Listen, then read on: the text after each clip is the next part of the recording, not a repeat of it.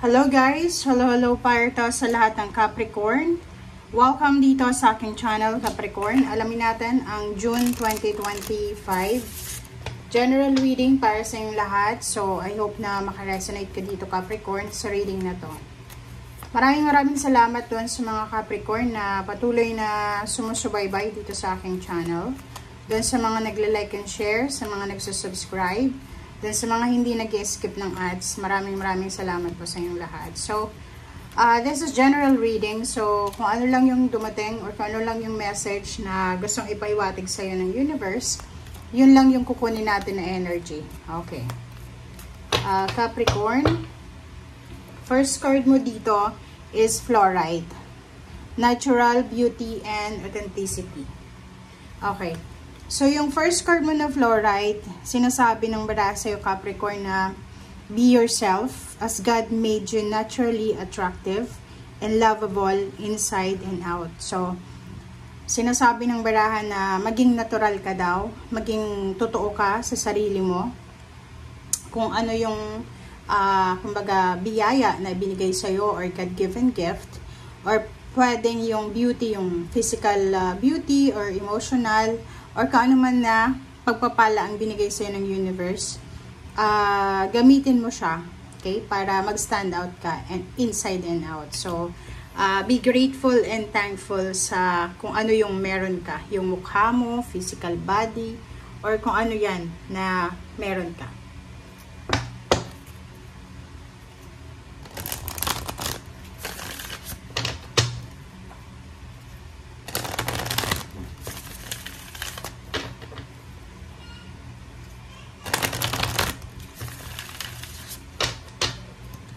Okay. So, ito ay para sa lahat ng Capricorn. Tingnan natin dito sa second deck mo kung anong message na gusto nyo ipahiwatig sa'yo. It's number 8, accelerated motion. So, it's 8 number, physical, financial, tangible things, material things. Or maybe communication, letter, chat, call, confirmation, answered prayers, diba? Clarification, enlightenment. So, ihanda mo ang sarili mo, Capricorn, kasi sa buwan ng June 2025, there's an important news or good news. There's an important or maybe it's a huge blessing or huge financial news na pwedeng matanggap mo siya. Kasi it's, number 8 is infinity number. So, walang katapasang biyaya ito na posibleng dumating sa iyo. Okay. Next cards natin. Dito tayo sa third deck, Capricorn. Sorry.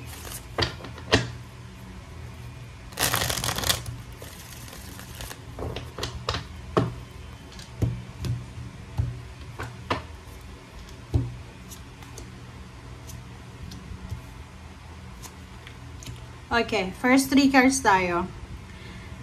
Sinasabi ng bara sa'yo, Capricorn, na mag-iingat ka. It's either Virgo or Aries ito. It's either Virgo, Aries, or maybe Scorpio, or Sagittarius siya, or Leo, na kailangan mong mag-iingat sa kanila. Kasi unang-una, ang mga taong ito ay mayroon silang binabalak laban sa'yo na hindi maganda. Or maybe yung iba sa inyo dyan, Capricorn, medyo na-outshine mo sila, na-outgrow mo sila.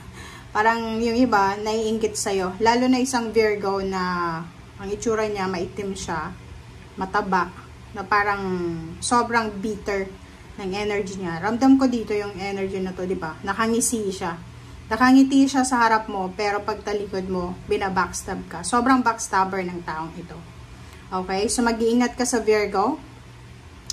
Lalo na kung yung birthday niya is nasa September 14, 15, 16, 17, ganyan. So, mag-iingat ka. Kasi ang taong ito ay sobrang manipulator, sobrang inggitera, babae man or lalaki inggitero. Ayaw niyang masapawan, ayaw niyang, kumbaga, meron kang masabi laban sa kanya. Okay, so yun. Next card natin is, ito yung tungkol sa financial. or even dyan sa mga tao na yan. So, mag-iingat ka sa connection mo. Mag-iingat ka. Yun, binigyan na kita ng mataba na babae na pangit. Sorry. Pangit. Na medyo hindi maganda yung itsura niya. Hindi na nga maganda yung itsura niya, pero masama pa ang ugali niya. Pero pag tiningnan mo siya, feeling mo mabait siya, pero traidor ang taong ito. So, mag-iingat ka sa kanya. Okay? So, kailangan mong makaalis sa connection na yan. Kailangan mong makaalis sa kumbaga, attachment sa taong yan. You need to be free. Diba? Parang ganun.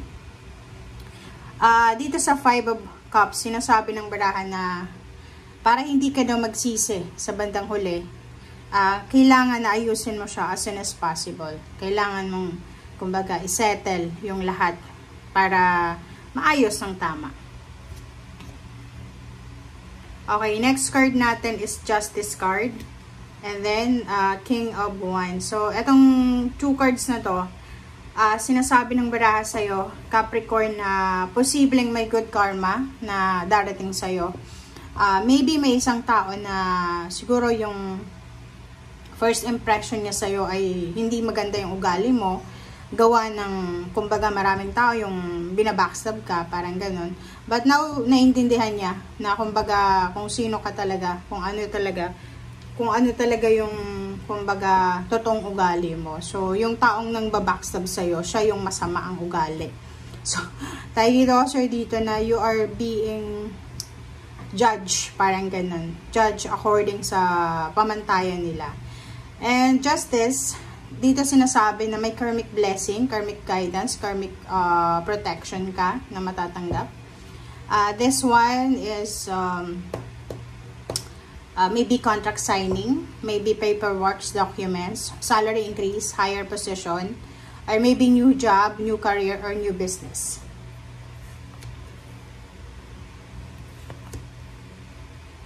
Okay, next card natin is Ace of Swords and the Moon, Devil, Chariot, and then Queen of Cups. Sa ilalim mo is 5 of Swords. So yun na nga, meron kang mga connection and attachment na kailangan mo nang i-let go. Hindi na sila healthy para sa iyo. Hindi na sila healthy para sa pag-ibig mo, sa katawan mo, or sa kung ano pa man. Okay? Ace of Swords, sinasabi ng baraha sa iyo na maraming balita, maraming communication, maraming letters, documents ang pwedeng dumating sa iyo. And wag kang matakot. Diba? Kasi mayroon ditong Capricorn na natatakot siya para sa mga darating. Like, nag-a-apply siya ng trabaho. Natatakot siya baka denied siya. Rejected yung ina-apply niya. But huwag kang matakot, okay? This is your energy, yung Capricorn energy na the Devil. Sinasabi ng baraha, huwag kang padadala sa takot mo. Huwag kang padadala kasi distraction yan sa goal mo or sa purpose mo. If you are planning to travel, to buy like a car, motorcycle, tricycle, bicycle, or any types ng transportation, sinasabi ng baraha sa'yo na kalma lang. Okay? Huwag masyadong excited. Huwag masyadong mabilis gumawa ng aksyon. Sa travel naman, if you are planning to relocate, if you are planning to move out from that place, yun din, same din energy. Sinasabi, wag masyadong mabilis tayo, okay? Kailangan natin magdahan-dahan. Yung The Chariot dito, sinasabi ng baraha sa'yo na maraming pagkakataon na ibibigay sa'yo ng universe yung heart's desires mo. Like, kung ikaw ay nagpaplanong mga ibang bansa or magtrabaho sa ibang lugar, sinasabi ng baraha, ibibigay yan sa'yo ng universe kasi yan yung gusto mo. Yan yung intention mo, sobrang klaro. And last card mo dito is yung Queen of Cups. Yung Queen of Cups all about peace and harmony. Sinasabi ng baraha na yung peace and harmony na hinahanap mo sa ngayon, yung peace and harmony na kulang sa buhay mo sa ngayon, ay kusang papasok yan sa buhay mo sa mga susunod na taon, buwan at araw. Okay? So, thank you guys for watching. I hope na makuha mo yung energy ngayon. But, yun lang yung pinaka-message sa'yo ngayon is be true to yourself. Be true to your intention. Be true to your desires. And be true sa kung ano talaga ang gusto mong mangyari sa buhay mo. Okay? Huwag nating masyadong i-dramatize yung situation na kahit hindi na totoo, na nabubuhay tayo sa unrealistic. Be true. Okay? Thank you guys. Bye!